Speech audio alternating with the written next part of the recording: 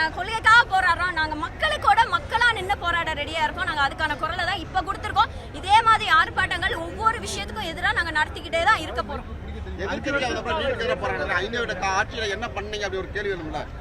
Sir நாங்கள் சட்ட ரீதியாக நாங்கள் நடவடிக்கை எடுத்திருக்கோம் சார். அது இல்லைன்னு யாருமே மறுக்க முடியாது. நாங்கள் சட்ட ரீதியாக எல்லாத்தையுமே நாங்கள் திமுக சட்ட ரீதியாக வந்து ஒவ்வொரு விஷயமா நாங்கள் பிளான் பண்ணி நாங்கள் ப்ராப்பராக எடுத்து தான் நாங்கள் எடுத்திருக்கோம். நாங்கள் சட்ட ரீதியாக 5 வருஷம் நாங்கள் சும்மா இருந்தால் இங்கே யாருமே சொல்ல முடியாது.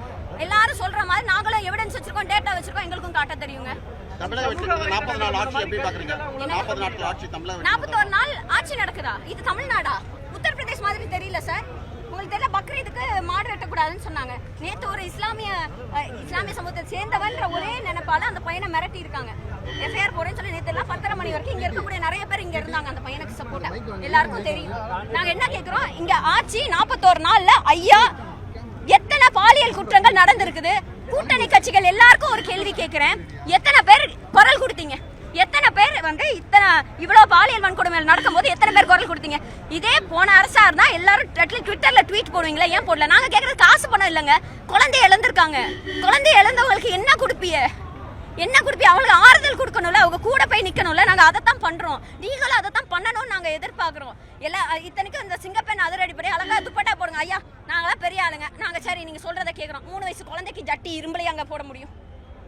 உங்களுக்கு ஜட்டின்ற வார்த்தை கேவலமா தான் நான் அப்படிதான் பேசுவேன். அது இரும்பலையா போட முடியும்? 3 வயசு குழந்தைக்கு கூட பாதுகாப்பு இல்லையா? அதுக்கு யார் பொறுப்பு? ஒரே நாள்ல 12 பாலியல் குற்றங்கள் நடந்திருக்குது. ஒரே நாள்ல இந்த குழந்தைகளுக்கு யாருங்க பொறுப்பு? நாளைக்கு என் பிள்ளையா இருக்குமோ இவங்க பிள்ளையா இருக்குமோ எங்களுக்கு பயமா இருக்கு. நாளைக்கு ஓம் பிள்ளையா இருக்கும்பா. எங்களை எல்லாருக்கும் பயமே அது ஒண்ணுதான். நாளைக்கு ஓம் பிள்ளையா இருந்தா நாங்க என்ன பண்றது? நாங்க எங்களுக்காக போராடல, ஓம் பிள்ளைக்கு சேர்த்து தான் போராடுறோம். ஐயா எல்லாரும் ஓட்டு போட்டவெல்லாம் கேட்கறதுக்கு உரிமை இருக்குல்ல. எல்லாரும் கேளுங்க, பாதுகாப்பு கேளுங்க, உங்க பிள்ளைகளுக்காக கேளுங்க, உங்க பிள்ளையோட கல்வி முறைக்காக கேளுங்க. ஆனா முடியலன்றனாலதான் இந்த கேள்வி கேட்கறீங்க கரெக்டா? ஏன்னா எங்களால முடியல, எங்களுக்கு பயமா தான் இருக்கு. நாங்க ஒத்துக்கிறோம். ஏன்னா ஆபாச வார்த்தைகள் கொஞ்சம் நஞ்சம் இல்ல சார். ஏன் பாட்டை முப்பாட்டை, ஏன் பேரம் பேத்தி, அது வரைக்கும் ஆபாச வார்த்தைகள் பேசுறீங்க. ஒரே ஒரு வார்த்தை விஜயண்ணா, ஒரே ஒரு வார்த்தை, பெண்களை இப்படி ஆபாச சொற்கள் பேசாதீங்க. நீங்க என்ன பண்ணாலும் பண்றாங்களே, சட்டை பேண்ட் கலர் எல்லாத்தையும் போடுறாங்களேண்ணா, ஏன் இதை பண்ண மாட்டேங்கிறீங்க? ஒரு வார்த்தை சொன்ன என்ன? ஏன் நாங்களாம் இங்கே வாழக்கூடாதா? நாங்களாம் மனுஷங்களே. ஆனால் இவ்வளோ குற்றம் நடந்துகிட்டு இருக்குன்னா நீங்கள் 6 மாதம் நீங்கள் 6 மாதத்துக்கு 6 சிலிண்டர் நாங்கள் கேட்கல. 6 மாதத்துக்குள்ள 6 சிலிண்டர் நாங்கள் கேட்கல. நாங்கள் 2500 ரூபா காசு கொடுங்கன்னு கேட்கல. நாங்கள் வந்து தாலிக்கு தங்கம் மோதிரம் பட்டு சேலை எதுவுமே கேட்கலண்ணா. உசுறு வேணும்ண்ணே. எங்களுக்கு சட்ட ரீதியாகவும் எங்களுக்கு அதாவது சட்ட ஒழுங்கு உங்கள் கையில் தான் இருக்குது. எங்களுக்கு பாதுகாப்பு வேணும்னே. நாங்களாம் செத்து போயிட்டோம்னா யாருக்குன்னே ஆட்சியை நடத்த போறிய?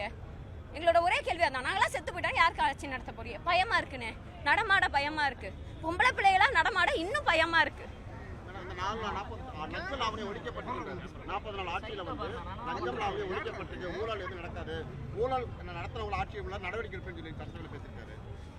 அண்ணா பேசியிருக்காங்கண்ணே, செஞ்சிருக்காங்களா?